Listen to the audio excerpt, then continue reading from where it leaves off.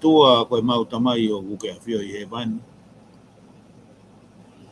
O honga ia ho mau loto mo mau lau maari e koe tai maari e mo ui o mau mau koe whainga o tangata.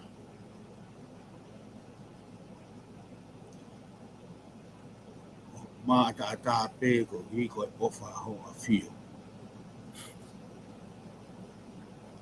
Mau whakamalo ia ho a whio ko hi a koe ngai whainga maari e mo ngai tāpua koe mo ui.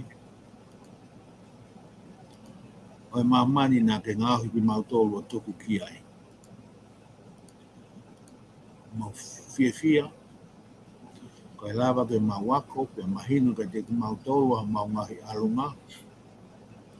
O whakatatau pe moe mahino, o ku mau mau, o whekau aki pe moe mau tamai, o whakakaho a whio. O mau whakamaro ko hi ako o whakarerei. O mau whanua ko tonga. Ho kei tāpua ki na ene a whio. Atu pou ono, kauma a e ta ine kuini. Pure anga tonga, e mo si ka kai o whanua. O la vai ke mau kei mo ui, ko whanua, ka koe whanua, o e awhiona. Mau hanga atu he whitula a koe ni ko hia koe ki Polokalama. O ka mana ke whakahoko atu I ngaru ea. Whai toko ni mua he o awhio. A ngai po tala noa pe mua ngai whi wahe ake. E wana hoko I a ko ha waitamaki. Kai hoko mua I a ko ha hua hone me rie. Na alava ko ha mea ke hoko ai a tonga o le reianga. Pe ke fie angeha no kakai. Toko ni aki mautolu. E fiaf koeni, o na tuenia, a mau whai whatongia, o I ngā ka mau ngai vai. Mau whalala atu ke whakamalohi o whai e o lau maari e. Ke whakamama ai a kotoa pē o ku mau hahalo mo whinga ki ai. Ke kai ki ngata pē, ane aunga kai te ki mau tolu. Kai aunga ki he taha kotoa pē o ku mea mai ki he whamawhola e fiaf koeni. Pea pehe lotu pe mo hu ku hake atu e wafa o alo o sisu kalaisi. Amen.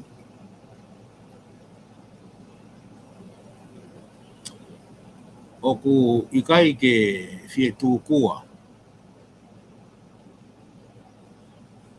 Mei he loto o e Ikale Vakai o Univeesi mei Amerika. A e mau fia ke kei whakahoko atu e ngahi Polokalama koen. O ku atu I he ngalu ea, ko hona uhinga. Ko e mau o kei o ngoi ai lau maari e fie tokoni.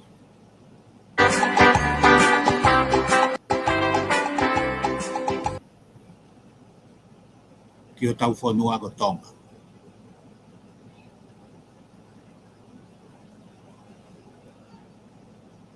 E a ki mua ke hoko atu ai Polokalama o ku atu ai pē ai whatapu.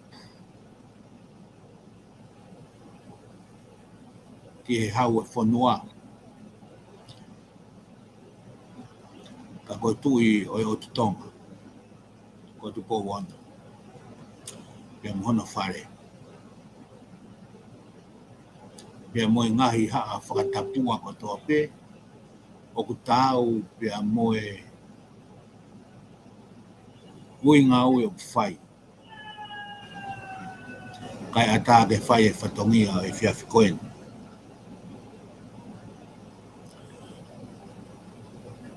O ku ki I poakto mui mai a maumalanga. Ai aku mau wanga maheni ki ai ki he ne hanga tataki atu e tau Polokalama. Ka neongo ia te uwhenga pē ke whai ha whakamahama. Pe ko haa mea te ulawa. Ke whai aki ha tau wahe e whiawhi koen. tau te fito, ki he fu taimi mahuinga koeni o ku tau whanonga ia, e kainga tonga, e moi kakaio e whanua, o ku mō mea mai, ki he ngalu e ai e whiaf koeni. Ko e whatongia ngā maheni ma upe ia o Ikale Vakai, te tokanga e kina e ngahi whakalaka, kai tau te fito ki he ngahi mea o e whakapolitika re, o hoko i o tau whanua, kono uhi ngā koe amanaki ki ha tonga, o kure rei ange mu ha tonga o toi fie ange. More ke mama o hapehe ko iai ha whai whatongia ia, e kai ke ai ha honga ia. Ka koe tuunga pe moe whakalaka o e lelei, o tuia Ikale Vakai o kui kai ke ai hano ngataanga. Pe koe malawa koe ke tau wala kaka i he maolunga taha u tau wala lawa, o kua tui koe lau kau anga ia, pe koe lau whare lawa ia, o ku mahu inga ki he tau mo'ui, pe mo e tau langa whanua o whai. Kua tawa o mai eni ki hangahi taimi, kua whai e una loto ki ai pia mo e whakaamu. Ai mei e taha kotoa pe i tonga, ka kohano teu whiri, ka tau kau whakafofonga ki he whare area. I he ngahi temi ngā ue ka hoko mai, e tau e whaa ka hoko mai. Pea o kuiai e whakaamu ange, pea mo e tāla monu me he Ikale Vakai. Ke hoko mua a e tau teu whiri o ku tau hanganaki atu ki ai. Ko e halanga tāpu aki. Pea koe ngahi matawai whakalahi. Tene hanga omi. Kono hui ngā ko tau whanua. Pea mo e kaha ua tonga. I he Vakai e motu ani. O ku te nofo maupe he sea o e tairiri. Kono ui ngā ko e te ongoi o tau whaka ofi atu. I he ngahi aho e whai ai e tau whiri. Ka uhange koe o ku ke ai hangahi ao pōpō uri. O ku tonu ke oua e ia. O ku tonu a e te anga e te whakaukau. Koe ngahi houa pe mo ngahi taimi, koe ngahi aho, mo ngahi wike eni, o e tau sio ki halangi o taftonga, pe mahino aho tau halafononga. Koe mea ni o kou whakatoka ngai i he anga e ku whanongo pe mo ngahi mea ku tala mai, o whakaau ke hoko a hono tau kawe i koe o whai totonu mo hono tau i o whai hala, ke hange pe ia hatala noa hiwa kawa. Pea kua whakaau ke toho whakate fisi, pea toi unga mea, i he ngahi no foa o e sea whai whatongia he pure anga, mo e ngahi whaunga mamae koe ho tau whonua. Ai mea koe ni koe whai hala, pe koe tai whai totonu. Pea ku hange e nia, koe whainga tāu mau whakaurunga ia, i he kakai o e whonua. O kulahi ngai tala noa, pea mo ngai tala whakatātā, mo ngahi, o mai ngahi tala noa, o whakakaunga ki he ngahi urunga koe ni. O ku hange nia, o ku kamata pe whai hala ia me he kau whakamaketi, o lere o au ki o tau loto whare area mo pure anga o tonga.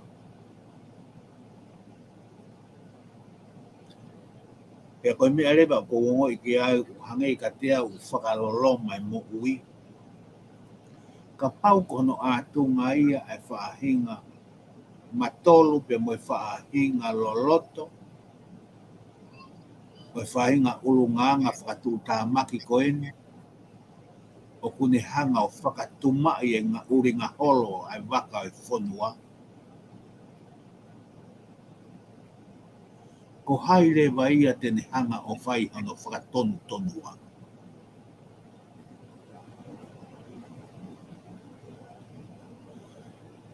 Ko e whoi whakakaukau o kupehe, ke tauhanga o tau ai whai hala. O koutui o kai ki hatahi ai tonga, e sai ia e whai hala. Te koe, i kai ke whai totonu. Pea o koutui ko ngai tuuaki mamawhai au whai e ngai pāti whakapolitikare, a e nau tuhu ke i kai ke whai totonu, te mo ene hoko i he pure anga. Pea o whotu mai i he tae whai totonu to kua, a i kai ke tāu e wahe o e mahu e whonua. Pea mo ngahi monu ia koe o e whonua.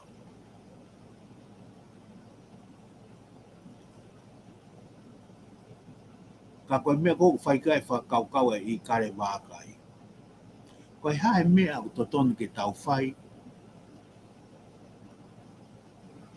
ke whai aki a hano whakasi isi e ko hono to'o au pito ai whaahinga ulunganga koe. Koe ulu aki, koe tau whakakaukau koe ke tau i ai whai hala. O ku hange ia, o ku tauhanga o oange, ha whaahinga whainga maari e pe ko whaahinga totonu, kia ki nau tolu o ku whai hala, ke nau hanga o malu i ki nau tolu. Hange ia o ku aipe e nau totonu a nau tolu ke whai hala, i he tau tuu hake ke tau i ki nau tolu. Hange ia o ku tau oange ke kau whai hala, ke nau tuu mai, ke whakawhepaki kia ki tau tolu. Ka ihe Vakai koe a Ikale Vakai o ku ikai ke totonu ke pehe. Koe tuu koe e whai hala o ku ikai ke toi ai haane whaahinga tuunga ona ke whai hano whakalaloai, ke whakawhainga maari e. Pea whai rewa e whakaukau koen, o totonu pe ke tuu maalohi e kure anga, pea tuu o ikai ke toe ai haane momo. Ka koe totonu taha pe o e whai hala, ke tau te ai.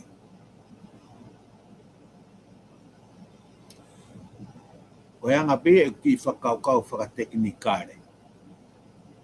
Ka o koutui o guai pe ngahi process o whai. Ka koe mea koe ke tau tukuanga whainga maari e ke ki i manawa e whai hala, ke ne hanga o tifen, pe malu ia, o hange koe o ku tau hanga o pe he ange, o ku iai pe ho o totonu, e whai whatongia whai hala, ke malu i koe. Pea o ku pe he ai anga e whakakaukau e montuani. O ku ikai ke toi kehe e whai hala, he whakakaukau mo e whai toa kona tapu. Koe tau ai koe ke tau i e whai toa kona tapu mo e whai hala, o hange e ha tau ke atu kia ki nau tolu, o nau hanga o whai e ngai mau, o whikau aki mo e mea koe ne ua, o kui ai ho mouto tonu, ke whai aia o mou whai. Kai he taim ta tau pe, o fuu viviri ki he mo ui e society, e whahinga mau o hoko mai i he ongo mea koe ni e ua, koe whai hala, e a moe, whai toa kona tapu. Pea kou whaamanga pe, ke he pure anga koe ni e kakai o tonga o mou whiri, ko ha kakai whiunga mo malohi whiunga, ke nau whai tu uni. I he leleita, Pea moe whakapoto taha o tāu pea moe ngahi mea o kune hanga o whakawhi atu ngai ai uringa holo ai o tua motonga o hoku tofia. Ko ikai ke iongo i au ke ilangi maari mo tahi maari ai whanonga whakapolitikare koe atonga. Pea o whakaau ke hange utoi ki po uri lo ange ai whahinga po uria ai tau whakatu amerie he tau whaka ofi atu ki ngahi aho koe whiriwhare area. He kua maanu whakafoki whahaki hangahi mo o ni i mea ia o kumahino ai lahi ange ai monuka ho tau pure anga. Ko i hui ko ngahi tuunga whai whatongia a ka kaina e pehe kuala whalala anga e mo take he whonua mo ki tau tolu mo ki nau tolu koe na e pou ki a ki nau tolu. Pea o ko uongo e au o ko hange ko rifusia mo ui be mo ui aku he ko whakakau atu ki a whahinga kai ofa pehe.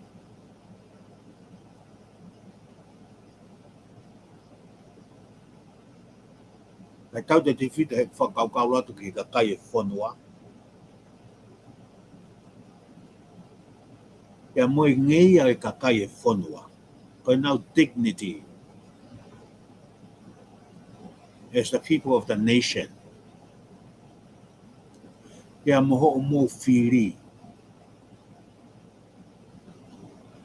O ku hange o he henga ho mo ngahi whakakau i he ngahi tau kawe whakaaringa lelei o ku whikau aki to tonu au pito moho mo malohi koe kakai o e whonua.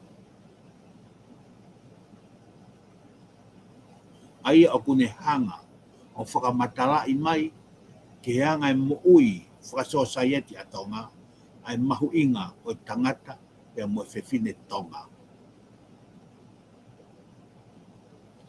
E taimi koe ni kua tū uta ai o tau whonua ai ngahi ngā ehu mo ngahi ngā unu pea mo ngahi whakakau whakapolitikare. Koe mea ko ukai ke whaalawa mohe ai ko e te whanongo i hono tuuaki ai mahu inga koe oi kakai. Kai he ongo i ko i hoku lau maari e kakai o tonga. O ku tala ho mo lau maari i he pōtala no o ku tala ho mo mahu inga i he anga pe koe wawe nofi e pōtala noa. Pea ke whakaalinga ki ho mo ngahi whakakau ai hala whanonga. Kai ne nefu au pito ki a teki mo tolu. Ai taulanga ko whai ke e whola upo taulanga tūhuta. Pea o kou tui, o tonu ke mou whakakau au pito e kainga tonga. Kai tau te whito ke taimini. O we are in a honeymoon stage now. Everybody is excited. He oku malanga mai oku rea mai oku tuuaki mai pea kua palewa he ea o tonga. Ai ngahi tuuaki, mo ngahi tala malohinga. Pea oku toi furi ki wanuange a hono tau te ia a ki nau tolu me ihe whihanga i.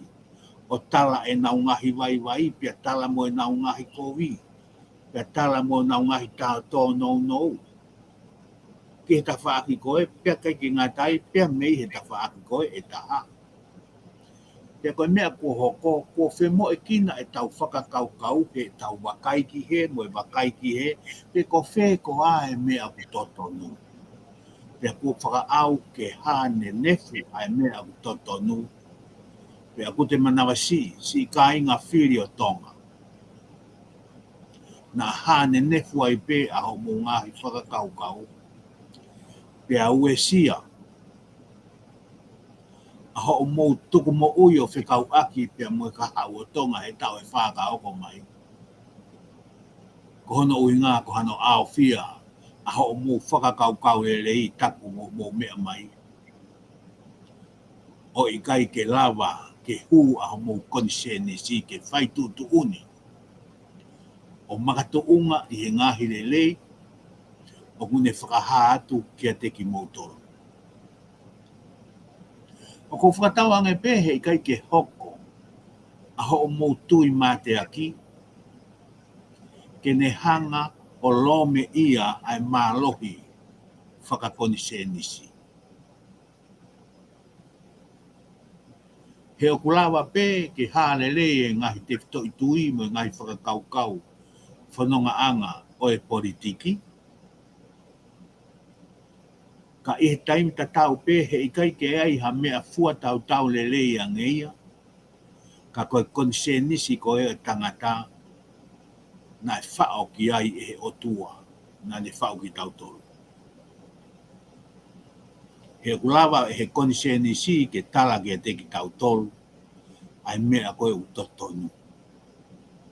Moi mea koe o kulelei, mea koe o whiunga, mea koe o kutau koe motonga. Pea koe mea ia o kou ki whakamamawhai e whiawhi koe ni. Ngā whaiwhai ange ko tau fuu mo uno foa I he lolotu o e tau tui. Pea moe pāti koe o tau kau koe ki ai. Ngai te whito I tau kawe o tau mamahi I. Ka kou tui o whaingofua pe e tau hanga ko ilo e mooni. He whakamooni ia kia ki tau tolu. E he māma koe ni o tau ui koe konsenisi. Pe o kou tui e aonga ia ki he tau te atu koe ni ki he whiri o whai I kakai o tonga.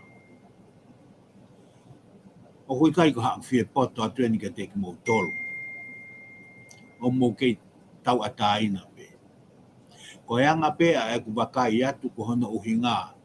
He koe tau whiri, ko e ou au pere ngesi ia. Ko e ou au topu tapu ia. Ki he lelei, pia moe langa whanua o tonga. O kutui ai motu ani, ko tonga, ko e whanua koe ni ko tonga, ko e koloa ia, au tau otua. Ko tonga, ko e koloa ia ai otua. Ko e tonga ai otua. Pea o koe kai kei wai haku, toi vei ua aku ki ai. Pea moe ku whakaamua ange mai e au na e lava pe ke o ngoi e tātonga ko toa pe. Ko e matai koloa ki tau tolu, ai tau tamai otua. Pea oua mua na toi hau hataha ia, mo hane whainga whakakaukau, ke ne hanga, pe whai hano whakakakei, ki he otoua koe o ku atau, o kune o ku ana aki taua. He koutui koe tau ngahi ngā ehu koe I he ngahi aho ni, koe tau hori baka. Pea o kue ai pe ngahi tau kāweia, ka koe ni, ai mea kou tau kāwei. Koe hā mea ka lelei ange ai, ha whakakaukau whakamama ai tangata, pe koha whakotuutuu system ai tangata, te whakalele aki atonga, pe koha whaahinga, whakakaukau, pe koha whaahinga teknik ai tangata, ke whakalele aki atonga, o lelei ange ia, I he whakotuutuu, moe whakakaukau ai arifa moe omega.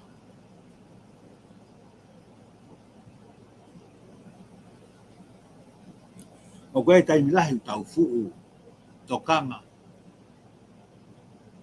Ke asi mai ha ngai whakamooni pero ngai sino I mea, pero ngai sino I ngā ue, singo I tala noa, pe koha whaahinga fua, pe koha whaahinga mana.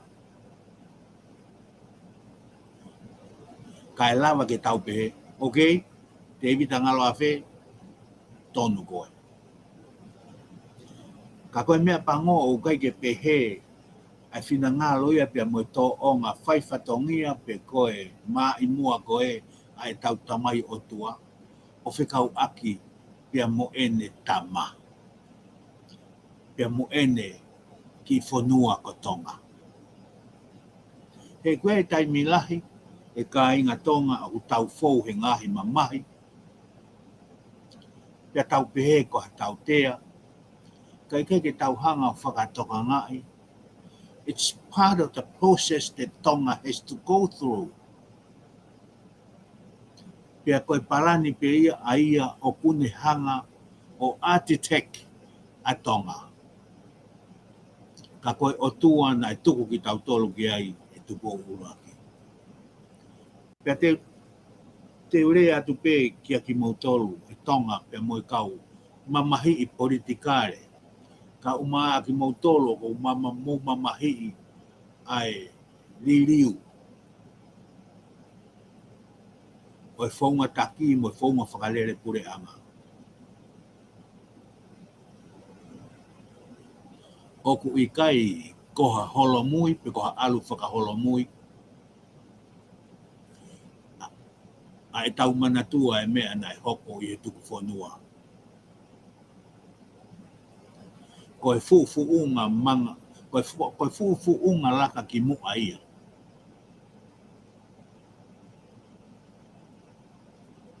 Ko e mea pe o kou whaamu ki ai. O kui ai taimi, mo e houa. O hoko mai ai e pure ai a koe o kune whaiho tau whakakaukau wā tonga. Ko e mea kou whaamu ko ke tau whai. Ke ua mua na tau whiu he tatari. Ka tau whai pe mea kou tau wala whai. Pea oua te tau hanga whakangaloi. Ai mea na tau tui ki ai I he ngahi tau lahi wa o rau senturi mo e rau tau tangata. Ka koe tau whawharala ki ho tau otua I tonga. Pea mo ene ngā ue ki tonga.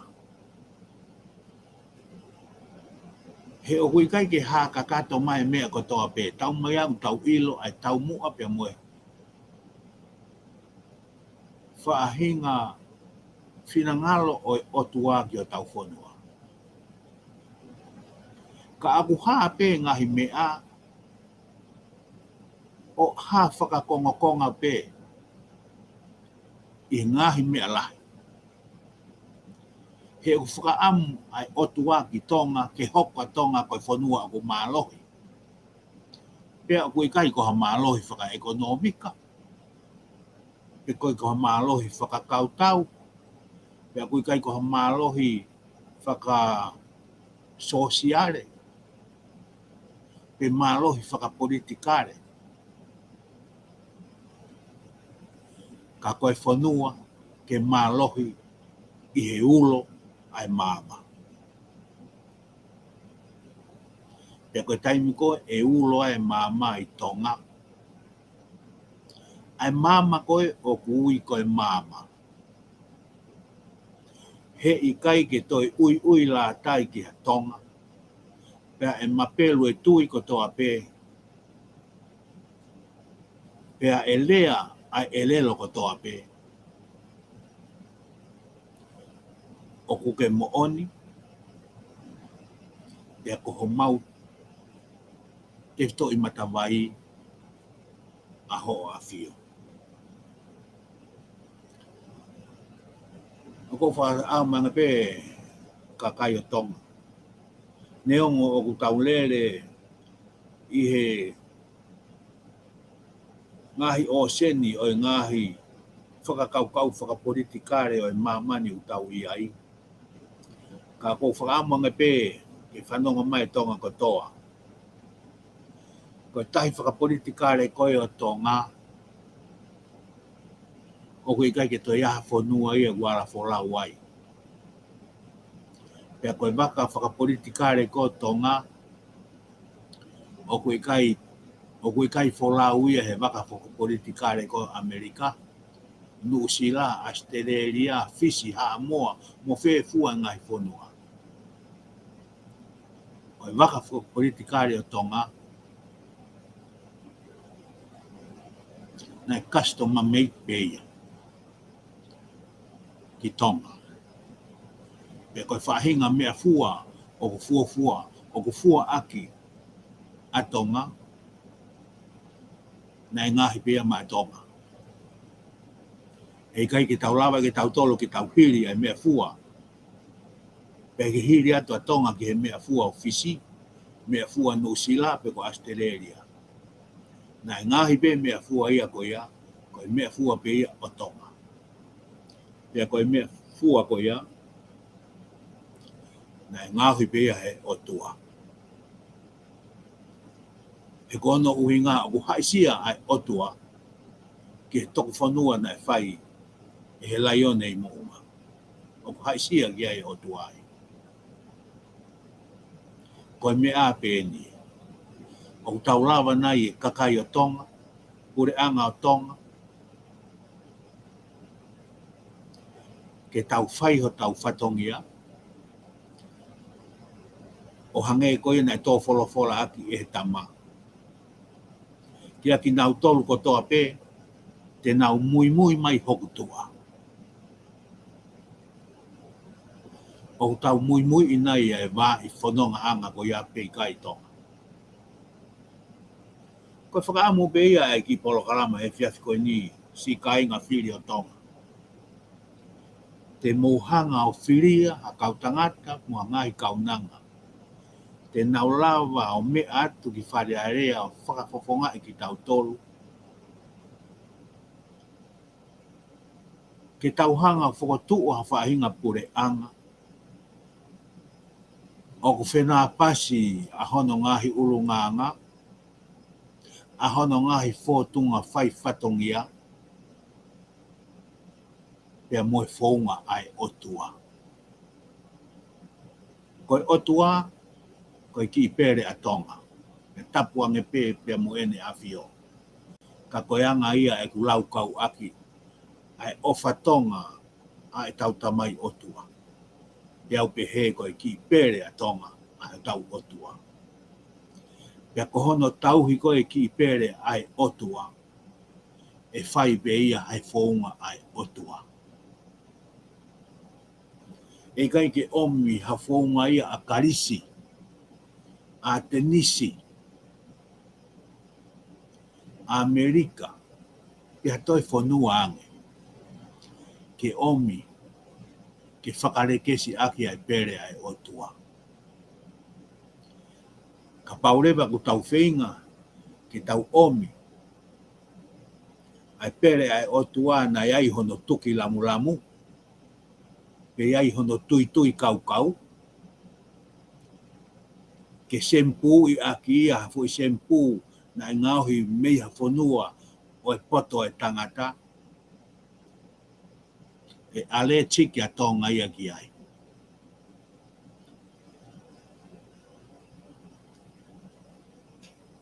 Mo kataki whakamore pehe ki whakahua a e whakaukau, pe mo e whakarea o atu. Ka koe anga ia ai whaahinga miviri ki a te au a e kutui mo oni.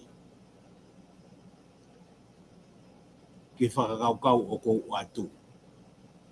Pe o kou o ngoi. Pe mo e ku whakatauange pe ki tangata pe mo whiwhine ko toa tonga. Koe o tua na e tuku ki tau tolu ki ai e tupu ulu aki. Ko ia o kune whoe ata ai lelei mo e uringa holo. Ai wholau e pure anga tonga. o mo na tau whakawhalala ki haongo maari a whakamalanga o tangata whakamama. O ne to'o hake a ho o totonu pia mo ho o tau ataina tangata i whonua tonga mo whiwhine i whonua tonga. Ke waka aki ai whakakaukau ko ia, ke to o ai ho tau loto o kunauhanga whakamahuinga i topua ho tau mahuinga. Ka hiri ange ko tau mahuinga e tatau pe mo e kafu o kumore atu he ea. He koe taimi koe o ku hoko ai whai koe whatongia. O ku tau kei ongo i pe. O ku kei whetawhea, o ku kei wheto e aki pe. Si i ka kaina e tala, o ku iai e nau totonu, o ku iai e nau tau ataina. Ai ka kai koe na e pehe, o ku uhinga e mau whai whatongia ke ata ki tua, e mau whai whatongia ke pure ai lao, e mau whai whatongia ke wahe tau, mo e hāfua ai ngahi visione, mo e ngai whakakaukau lelei. O ku te he ea whakapolitikare ho tau whonua. Ke oua mua na whaiwhai a nge kone hanga o pūlou i a ho o mou whakapoto, pia mou ngawe aki a e olo whakapoto ai konsenisi ke mou ilo ai e tari to tonu ke mou whai aki hono tari o e ngahi whakakaukau ko eni. Iyo, as whakawhaofa o pito ia. It's very appealing to human nature. Ko whakaukau kia ia te vita ngalo a whee he fiaf ko eni. Is that going to be the reality?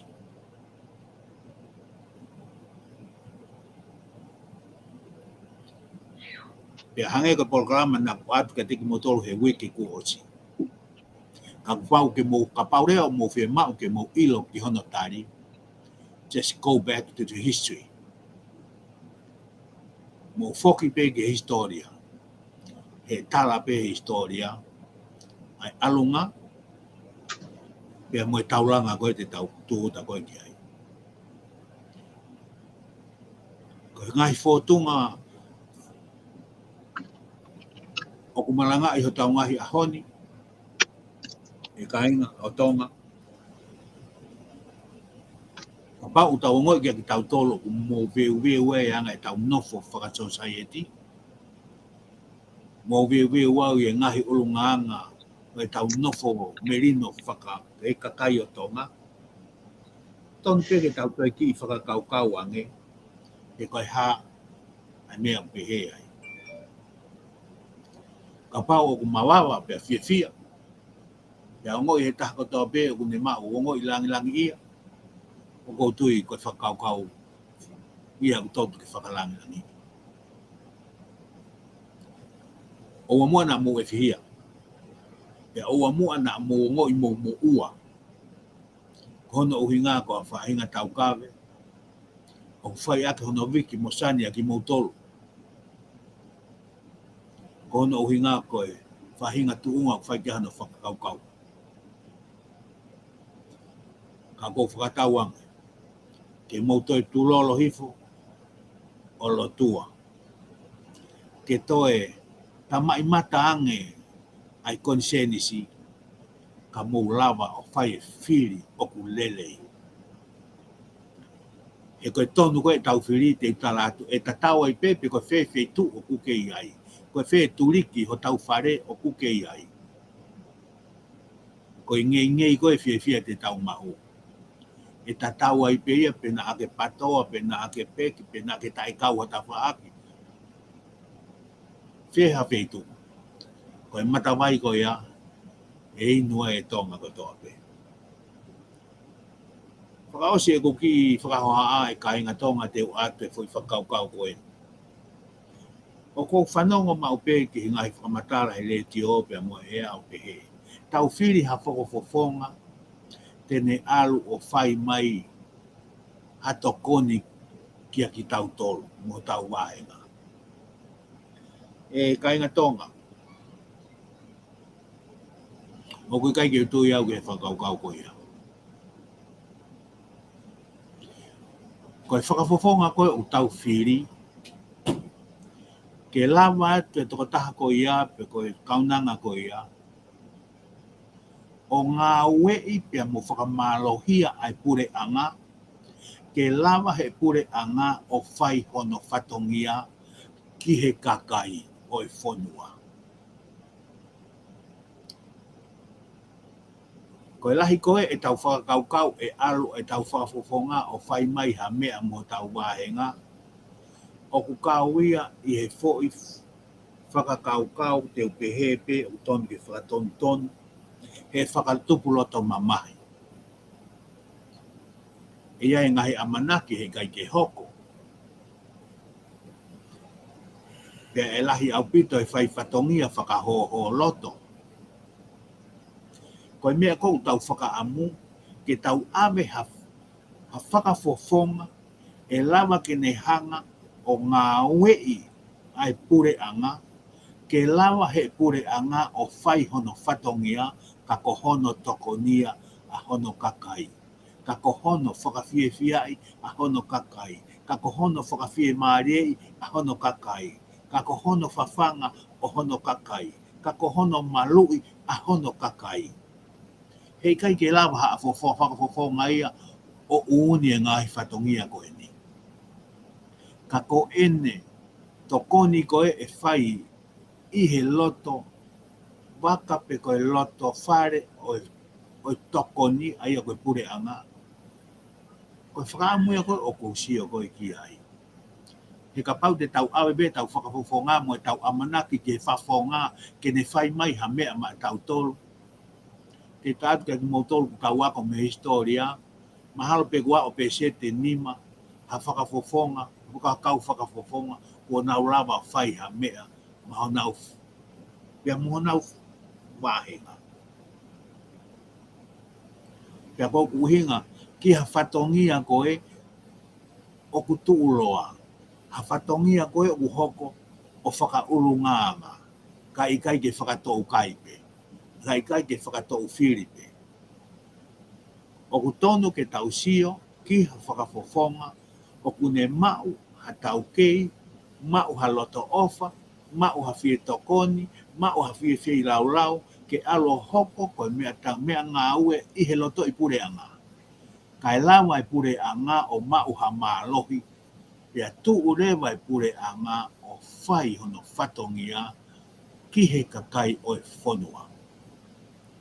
Ka pau o tau whakakaukau ke tau whiri peha taha ke alo whai maha mea mo tau maenga, ko e toki pe he e au, ko toki whiri ia, o koutui pe he kai ke futa au.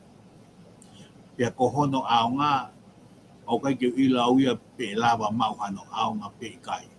Ko e fo i mea pe te ilo i, o si whakapapau i guarantee, ko e whakamamahi, mo e whakatupu amanaki. Whe ke tau whakakaukau taha pe mua, ke tau kau whakafofonga, ke nau hoko, ko hapure anga mālohi, ko hapure anga whakapoto-poto, ka nau lawa, o whiau, ai whie mau kotoa pe, me hi kau whakamaketi tala mahu, mo kau whakamaketi ngahi we hala, o alo au, ke he kalauni o tau whonua. Ko re whakamore atu ke he mātanga ka pau koe ai ka labe, o ku hawhi e poto. Ko e alu hake pe pia mo hoku loto, pia mo e anga e kutui, pia mo e ku whakawheta ia, ai kutupu haka ki whonua, na e tuku ki langi mo o lunga. Pia tau pia ia mo ki whonua,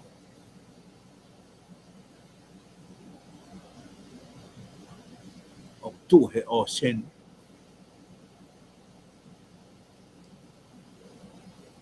mo tae tokanga i kina o hange a koto. ka te taulawa pe, ke ngahi atonga, ke hoko koe fuka, ke hoko koe whaiwhaki anga, ke ngahi o tumoto e Pasifiki pia na moe ngahi pure anga lalahi o tau mamani. Kono uhi ngā pe, koe tau o mai, ai fuka, koe arifa moe omega, koe tufunga, pia moe ngauhi, o tau ki whonua, pia moe kakai o tonga. Kau rewa he.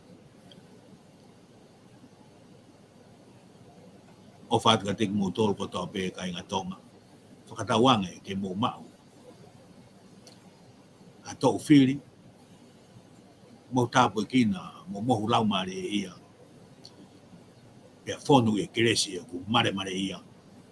Kai lawa ke tau mau ko toa. A tonga. Oku fia, pea mō monu ia. Malo abitu. Pamalo abito te bitanga lo ape toapa. Oku whamawhana maupe ai taimi koko ku. Oku whae whanongo ki o leo, pia mo ngahi whakakaukau, oku tuku atu ki e kakai ho tau konua. I mahino oku ikai mo hato e mea, ke whalala ki ai tonga ka koe otua. E hange koe oku whae kai whatalano ki o tau kakai, whamalo atu apito e to e whamanatu ki o tau kakai.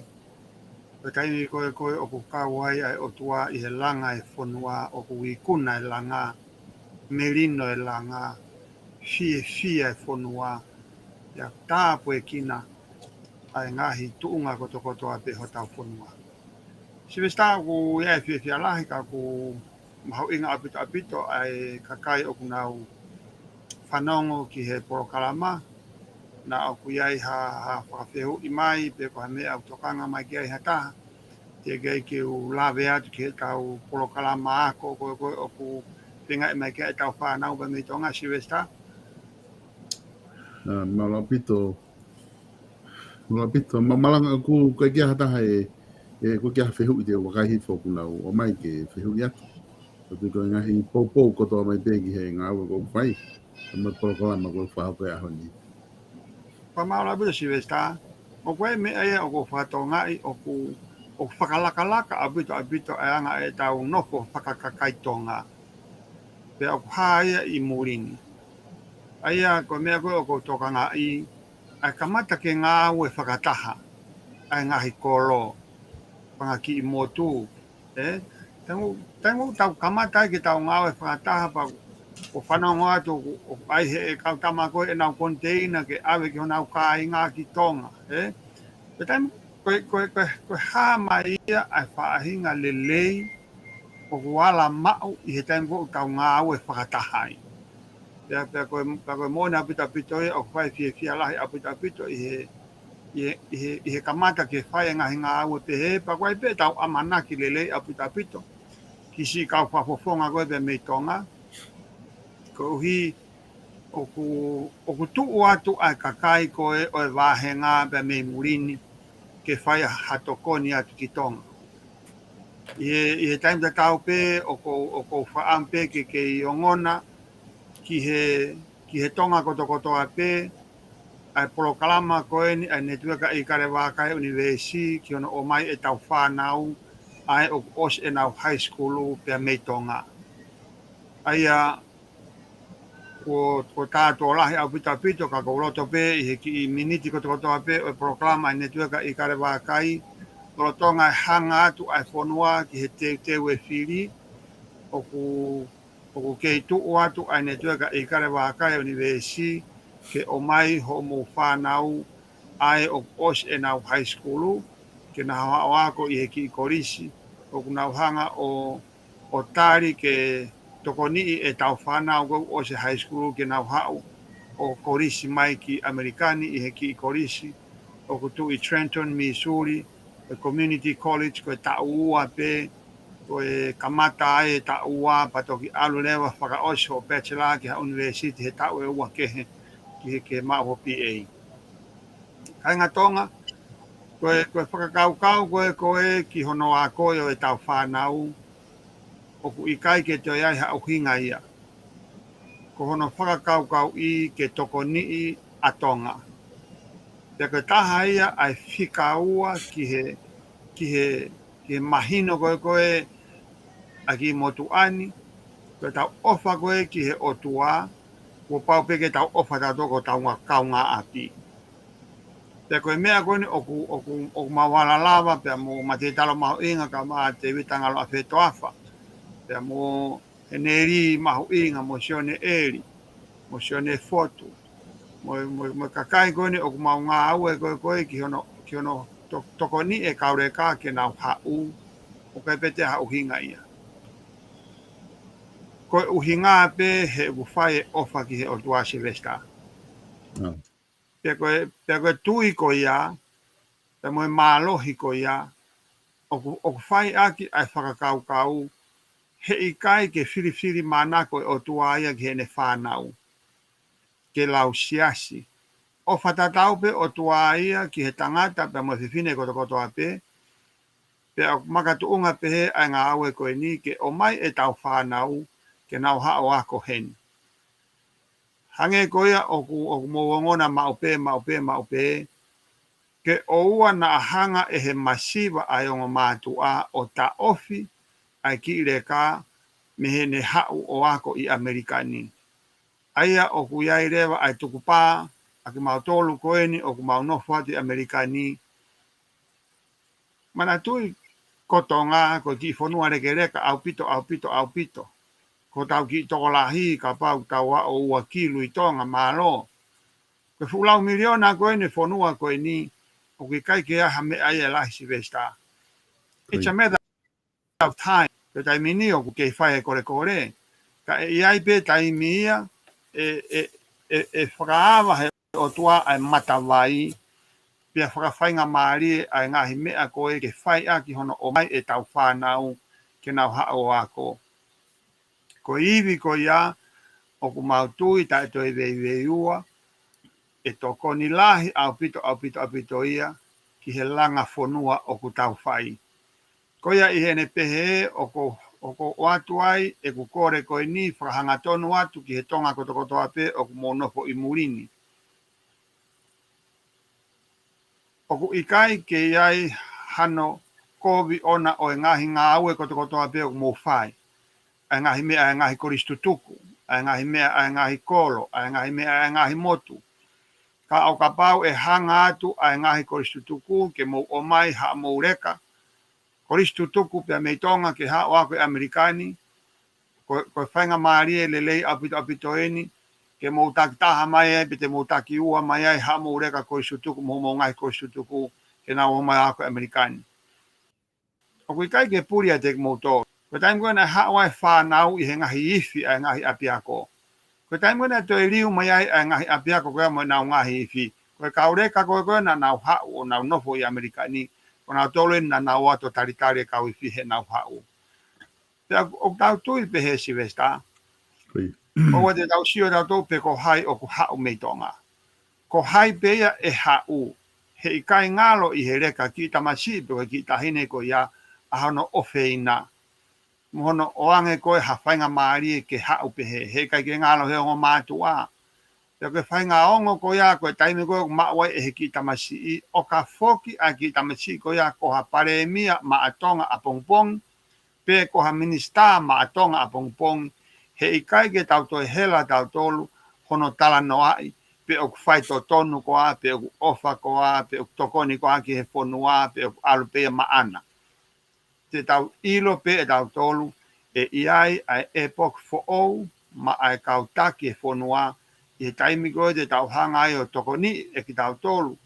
Ka inga tonga masiwa, ke tau mana tua, a e tau whanau o kui tonga, mo e whainga maari o tau lawe ai murini, ke o mai e tau whanau ke nao mai o ako hen Silvesta. Ko tui o tokolahi, a pute kaureka o kunau lorotonga, proses mai e nau application ni ka hange ko na o famatala te ta Polokalama fa mui ko hingo ai ni ma o si o papau I mai he apiako o na o stari e nau to luia ke nau hu mai ko to e pe nia ke whakakakato atu e nau sponsor mo e nau financial statement ai au mau kei whenga ki ai. Ka koloto ke whakahe proklama koe ni o koe a ki ire kai a tā si vesta o silawa pe e hono family o na ia o na uhanga o supply a financial statement pe mo sponsorship. Pe o stohi mai a pe a ko ia Miriami o kapau e lava ke mau hano nofo anga ke hauia i whotu ai a koe sanuari e lava e reka ia ko ia ke hau ke semesta ko he kamata ai a koe sanuari. So si mes o ku ngau e pe e tau mo whawhiawhia abitoia na utoa ki ape ko tarangi iyo. O osmau pe e nofo anga ia o e reka ko ia ka lava ia o tari ene visa o ka awa ai embassy ko i fisi ke alo interview ke ne ma umai e whokotu ai a koe sanuari e lava e reka e ko ia hau. I taimi koe e papaua e ngahi whakatalanoa ga si vesta te utokangarewa o ato e hingoa te mo e ngahi whakaikiki ki ai ka kouloto pe ke ilo e kakaitonga o ku tau lue pe mo tau Polokalama ako o mautui au pito e lava pe e tau whanau koe o ku mau e nau ngahi transcript me ngahi high schoolu na nau os i ngahi high schoolu ke tariki nau tolu i heki apiako koe ni pe aku nau look forward au pito ai ki korisi ia ki ha nau timi akapulu tonga mo nau kau sipoti tonga mo nau whanau ako mei tonga ange e ma tolo ma fotu a denis vesta e mau am ko ke ha e tau whanau pe mei tonga. Ko ai hoi ko me kai ngau mau fia. Mau whanau ke hao pe tau ki fona he COVID-19 ta tau mo ha tau fia. Ka e taim ta tau pe o tau fia e tau ilo o ku Ikale mo ha toe teu fili ki ha kau taki ho tau fonua e toe ma olunga ange ka koe tau whenga ke tau whetaulaki pa me lau maarie ke tau lava tala ai kau tangata o si tuku pe ho nau lau maarie ke nau hanga o fusi ai o tua koe mea mahu inga taha ia ki he kakaitonga i he nau whenga whakaako whenga whaka sosiare ngai whenga whaka ekonomika mana tu eu koe ke te aha taha ia e toi ekonomika lele yang he o tua he o waana he Univeesi koe ni. Pea koe taimi koe o kune hangai o lilingi e ne tāpua ki kia te koe o kune hanga o foaki ai lelei taha.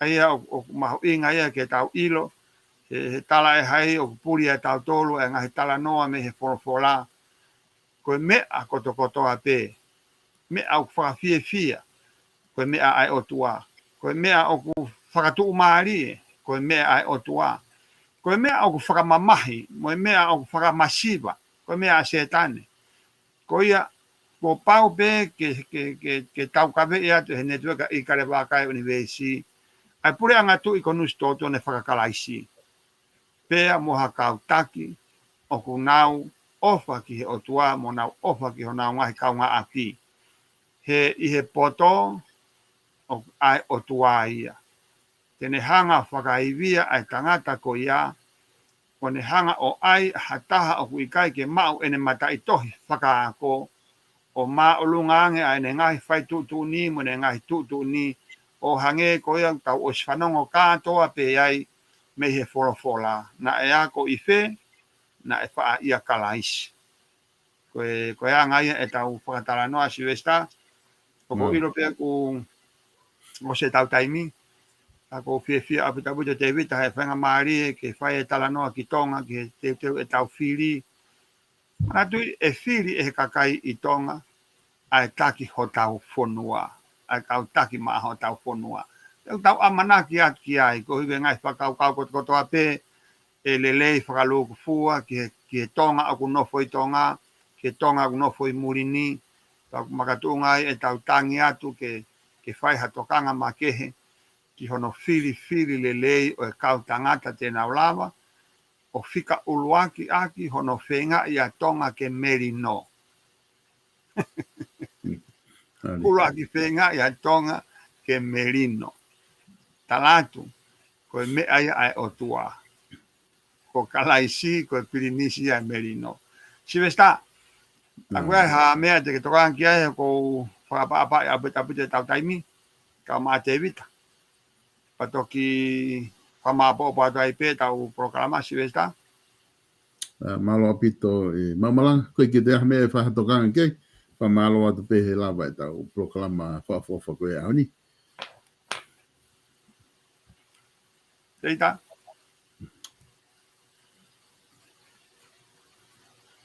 te to mate mai ho audio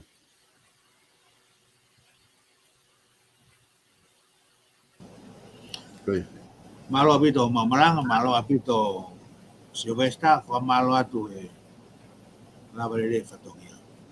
At pe fa malo lahi ki tonga kotoa mo ki mo tolu kotoa pe mo mea mai ki fa mafola o fiaf koen. Fa tawanga pe ku hoko tau popo tara noa ko Hawaii kau aki hangahi popo uri ku hoko anga atakai o tau fonua pe mo tau amanaki pe mo tau una loto ki hatonga o toi lele iange. O koutui o koe kai ki ai tahai ai tonga. Ta mo mea mi tonga e tau mua ki hatonga o koe kai ki lele.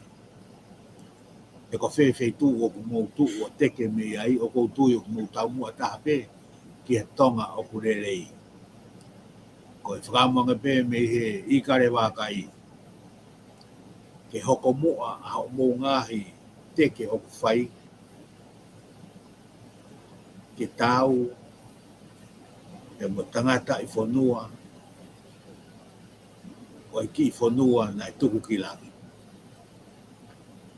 E koe hape hanola e ngai whiri te tau whai te tau ongo i katoa pe wao whangatuku i ki tau tolu e lau maari o eiki ke tau whakamooni kotoa pe ko ki nau tolu ua ui mai ki nau whakafofonga i ki tau tolu koe kakai re re ia o whakatatau ki e taimi o ui ai ki nau tolu pe te tau mau ai pe e whie maari ki ngau i ko tau whai whatawanga ke mo mauha wike re rei mo a lau maari re rei whai aki ngai whingāwe aki ngai pōtara no o whai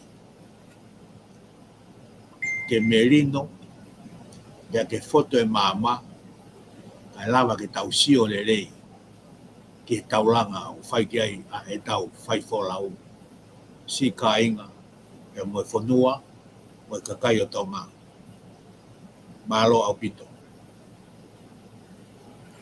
teita fa malo atu apito si vesta fa malo atu apito ki he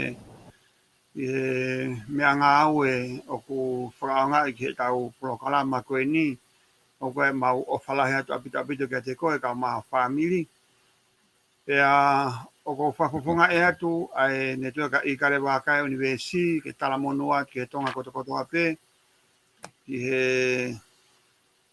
paremia pea mo e kau minista ku ngā wei ho tau whonua ka mai se wharearea pea mo e hoi whafonga wharearea mau tala monua tu he ngā wei whai mau o whalahi atu apito ka te ki mou tolu ka maa ki mou tolu koe ni o ki mou kandidate ki mou whiri wharearea ki he ainu amana ke whakahoko tawange pe ke kawe lau maari o tua i he whenga whai pea hange pe koe wharea ko whai te vita ke kakai whonua tawange pe ke tau whaari ari a e tau ofa ki o tau o tua i he tau ngahi ngāwe koto ape kai ai ha kore te whai atu i he whiawhini te o atu ia ki he kaupure ako ka mai ka ngā ue i he ngahi ofisi ako o he ngahi api ako koto a peitonga ka pa mua e alatu hareka o kore atu hane transcript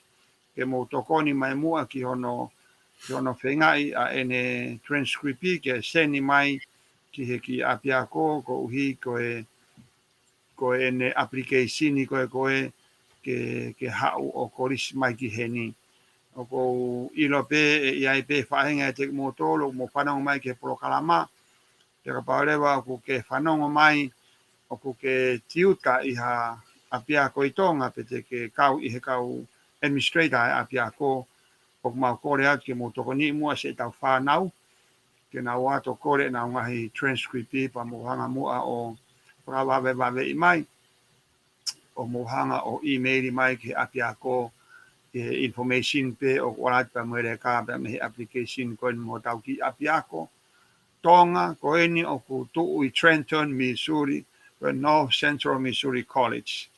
O ku o pe ma o falahiat pa matala monu ke tonga koto ape ak mo tol koto ape mo fenga mai ke fa forma mo application ni tala monu at kate mo tol. Singai family mo fenga ke o mai ho mo fa nau ke nau ha o ak Amerikani o mo ilo lele pe ko tau fetu taki o ku tau fetu taki pe i he page Facebook a uri ampolo vidi ya o atuai ai link ko ke application ni ke email ai reka ke ne tok fra phone mai me ai ko ia ko ma o fala hatu apita pito mo tala monu wa ke ngai fenga ko ape ka mai ngai ngawe ko ape ke mo uia family ka mai kolosia si pa mo fonua ma o fala hatu apito leva malanga tawatu Na loa bito ai programa whafofa koe ko whahoko hoi ahoni. Pa malo atu e mamalanga ka ma te vita tof. Ai whahoko e tau Polokalama koe ma Ikale Vakai Univeesi. Pa malo atu kainga mo whanongoa mai e tau Polokalama ka pe whawhi e peki mo tolu. Taim ta tau pe o i wike ka hau. Ka mo Polokalama koe mo Ikale Vakai Univeesi ka mo Pauria.